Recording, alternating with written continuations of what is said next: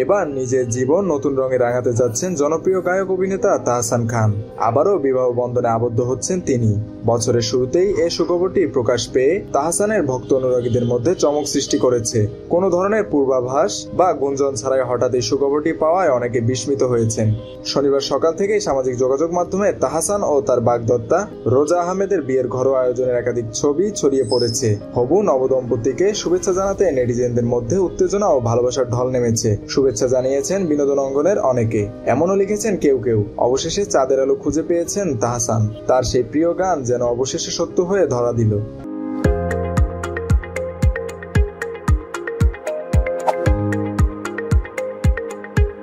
শনিবার সকালে তাহসান সংবাদ মাধ্যমকে বলেন, এখনো বিয়ে হয়নি, কোনো আনুষ্ঠানিকতাও হয়নি, একটা ঘরোয়া আয়োজন ছিল, সেখানে এই ছবিগুলো তোলা।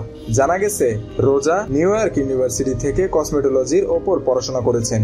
পড়াশোনা শেষ করে তিনি কসমেটোলজি লাইসেন্স গ্রহণ করেন এবং পরবর্তীতে নিউ ইয়র্কের কুইন্সে রোজাস ব্রাইডাল মেকওভার প্রতিষ্ঠাতা করেন। প্রায় 10 বছরের বেশি সময় ধরে বাংলাদেশে এবং যুক্তরাষ্ট্রে ব্রাইডাল মেকআপ আর্টিস্ট হিসেবে কাজ করছেন রোজা আহমেদ।